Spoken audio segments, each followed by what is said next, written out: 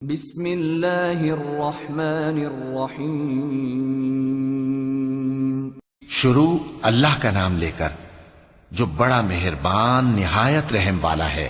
جن لوگوں نے کفر کیا اور دوسروں کو اللہ کے رستے سے روکا، اللہ نے ان کے اعمال برباد کر دیے، اور جو لوگ ایمان لائے اور نیک عمل کرتے رہے اور جو کتاب محمد صلی اللہ علیہ وآلہ وسلم پر نازل ہوئی اسے مانتے رہے، اور وہ ان کے پروردگار کی طرف سے برحق ہے کہ جس نے ان کے گناہ دور کر دیے اور ان کی حالت سنوار دی۔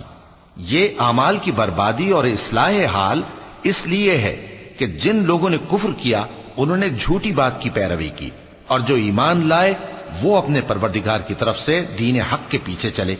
اسی طرح اللہ لوگوں سے ان کے حالات بیان فرماتا ہے۔ پس جب تم کافروں سے بھیڑ جاؤ تو ان کی گردنیں اڑا دو، یہاں تک کہ جب ان کو خوب قتل کر چکو تو جو زندہ پکڑے جائیں ان کو مضبوطی سے قید کر لو۔ پھر اس کے بعد یا تو احسان رکھ کر چھوڑ دینا چاہیے یا کچھ مال لے کر، یہاں تک کہ فریق مقابل لڑائی کے ہتھیار رکھ دے۔ یہ حکم یاد رکھو، اور اگر اللہ چاہتا تو اور طرح سے ان سے انتقام لے لیتا، لیکن اس نے چاہا کہ تم میں سے ایک کو دوسرے کے ساتھ ٹکرا کر آزمائے۔ اور جو لوگ اللہ کی راہ میں مارے گئے ان کے اعمال کو وہ ہرگز ضائع نہیں کرے گا، بلکہ ان کو سیدھے رستے پر چلائے گا اور ان کی حالت درست کر دے گا، اور ان کو بہشت میں جس سے ان کو پہلے سے واقف کر دیا ہے داخل کرے گا۔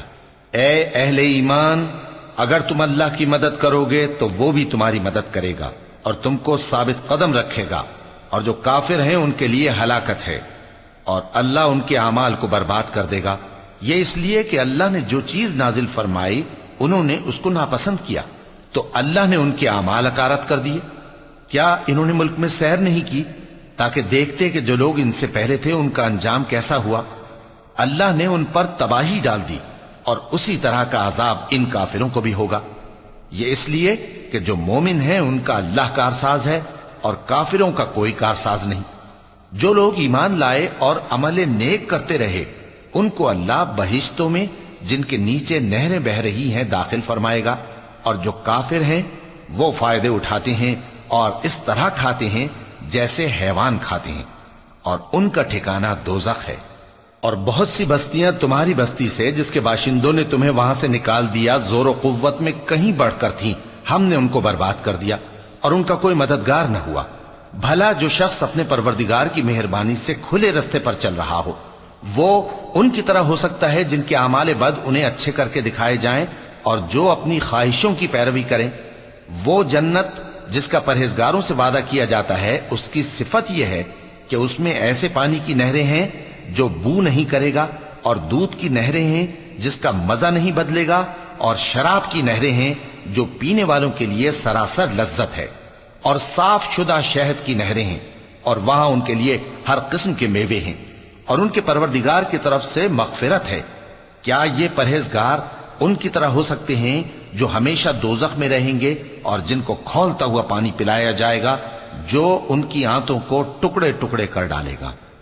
اور ان میں بعض ایسے بھی ہیں جو تمہاری طرف کان لگائے رہتے ہیں، یہاں تک کہ سب کچھ سنتے ہیں، لیکن جب تمہارے پاس سے نکل کر چلے جاتے ہیں تو جن لوگوں کو علم دین دیا گیا ہے ان سے کہتے ہیں کہ بھلا انہوں نے ابھی کیا کہا تھا؟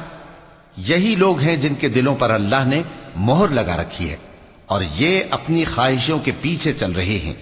اور جو لوگ ہدایت یافتہ ہیں ان کو وہ مزید ہدایت بخشتا ہے اور ان کو پرہیزگاری عنایت کرتا ہے۔ اب تو یہ لوگ قیامت ہی کی راہ دیکھتے ہیں کہ ناگہاں ان پر آ واقع ہو، سو اس کی نشانیاں سامنے آ چکی ہیں، پھر جب وہ ان پر آ نازل ہوگی اس وقت انہیں نصیحت کہاں مفید ہو سکے گی۔ پس جان رکھو کہ اللہ کے سوا کوئی معبود نہیں، اور اپنے قصور کی معافی مانگو، اور مومن مردوں اور مومن عورتوں کے لیے بھی۔ اور اللہ تم لوگوں کے چلنے پھرنے اور تمہارے ٹھکانے سے واقف ہے۔ اور مومن لوگ کہتے ہیں کہ جہاد سے متعلق کوئی صورت کیوں نازل نہیں ہوتی، لیکن جب کوئی واضح احکام والی صورت نازل ہو اور اس میں جنگ کا بیان ہو تو جن لوگوں کے دلوں میں نفاق کا مرض ہے تم ان کو دیکھو کہ تمہاری طرف اس طرح دیکھنے لگیں جس طرح کسی پر موت کی بے ہوشی طاری ہو رہی ہو، سو ان کے لیے خرابی ہے۔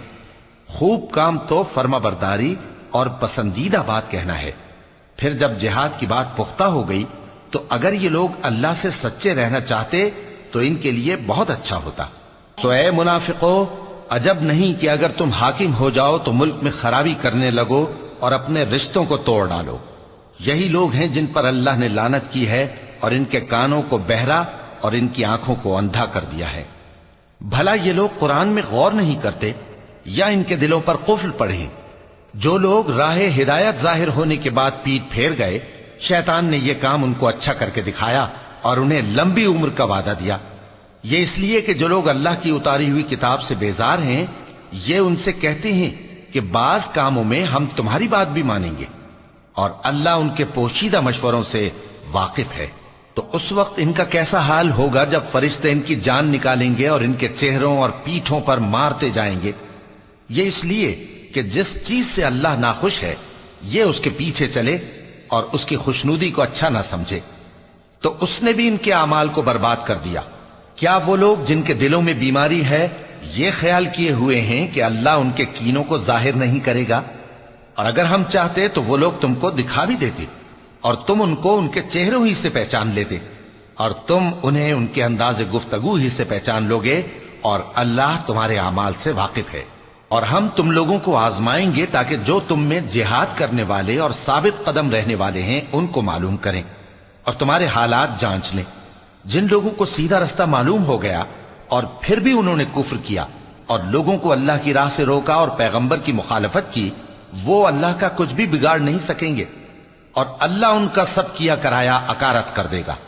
مومنو، اللہ کا حکم مانو اور پیغمبر کی فرما برداری کرو اور اپنے اعمال کو ضائع نہ کرو۔